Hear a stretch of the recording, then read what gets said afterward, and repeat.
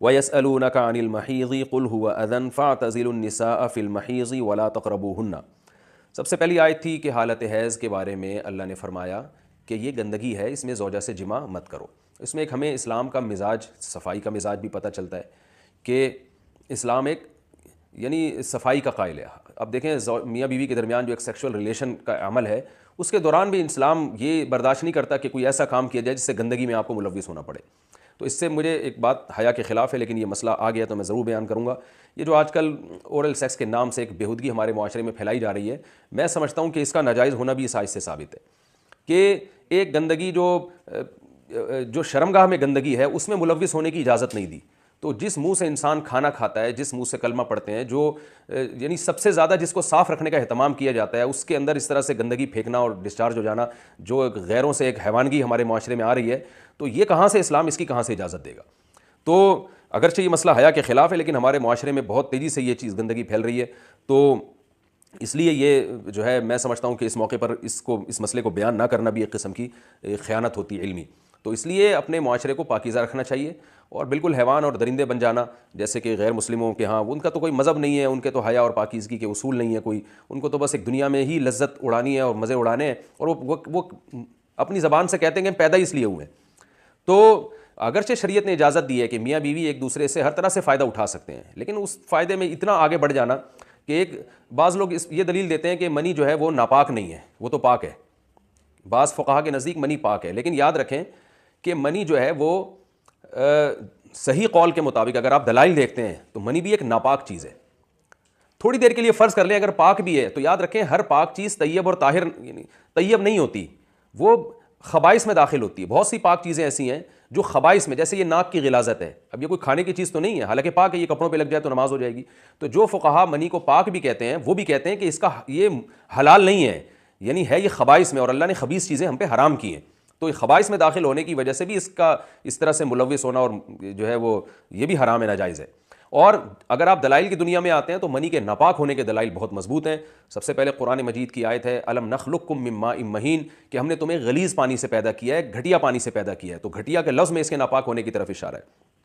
جو فقہا کہتے ہیں کہ منی پاک ہے، جیسے ہمارے یہاں جو اہل حدیث حضرات ہیں وہ بھی اسی کے قائل ہیں، تو ان کی دلیل امی عائشہ رضی اللہ تعالیٰ عنہ کی حدیث ہے کہ کنت افرک المنی من ثوب رسول اللہ صلی اللہ علیہ وسلم ثم یصلی فیہ۔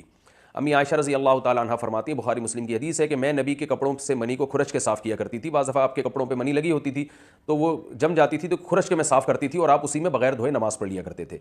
تو یہ دلیل ہے۔ تو اس کا جواب یہ ہے کہ یہ جو کھرچنا ہے نا، کھرچنا یہ اس کی علامت ہے کہ ناپاک ہے، کیونکہ جب بھی کوئی چیز سخت ہو جائے اور جو ہے نا وہ جم جائے تو اس کو پاک کرنے کا طریقہ یہ ہے کہ اس میں پھر دھونا ضروری نہیں ہے۔ جیسے فقہا نے بیان کیا، اور یہ حدیث سے بھی مسئلہ ثابت ہے، کہ تلوار میں جب صحابہ کرام کے اگر خون لگا ہوتا تھا تو اس کو زمین پہ رگڑا کرتے تھے اور پھر اسی کو پہن کے نماز پڑھ لیا کرتے تھے۔ تو خون بھی حالانکہ ناپاک چیز ہے، قرآن سے بھی ثابت ہے، جمہور فقہا اسی کے قائل ہیں۔ تو صحابہ کرام اس کو رگڑ کے جو ہے وہ پاک کر لیا کرتے تھے، کیونکہ جو چیزیں جو نجاست جن کا جسم ہوتا ہے نا، وہ رگڑنے سے اپنی جگہ سے دور ہو جاتی ہیں۔ تو اسی طرح حدیث میں آتا ہے کہ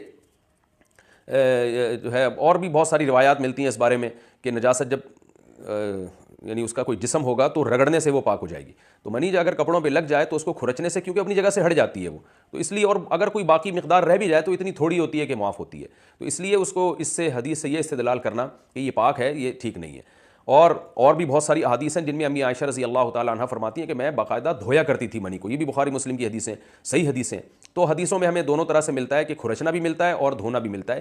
ایسی کوئی حدیث ہمارے پاس نہیں ہے جس میں آتا ہو کہ وہ اسی طرح کپڑوں پہ لگی ہوتی تھی اور بغیر کھرچے آپ صلی اللہ علیہ وسلم نماز پڑھ لیا کرتے تھے، ایسی کوئی حدیث نہیں ہے۔ اور غسل کا جو طریقہ نبی صلی اللہ علیہ وسلم سے امی عائشہ رضی اللہ تعالیٰ عنہ بیان فرماتی ہیں وہ بھی ہے کہ جب آپ غسل کے لیے بیٹھتے تھے تو سب سے پہلے آپ جو ہے وہ غسل جنابت میں اپنے جسم سے منی کو دور کیا کرتے تھے، اور اپنے ہاتھ پہ جو آپ کے نجاست لگی ہوتی تھی، منی لگی ہوتی تھی، اس کو آپ زمین پہ ہاتھ کو اچھی طرح رگڑ کے پاک کرتے تھے۔ تو یہ تمام اس بات کی علامتیں ہیں کہ یہ ناپاک ہے۔ اور بھی بہت ساری روایات ہیں اس بارے میں۔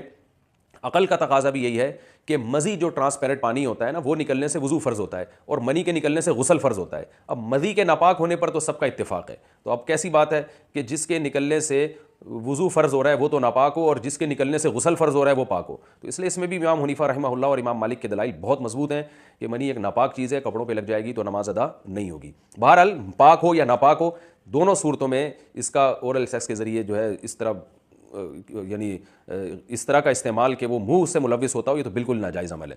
تو یہ بھی ایک پہلی علمی نقطے کی بات ہمیں ان آیتوں سے یہ پتہ چلتی ہے۔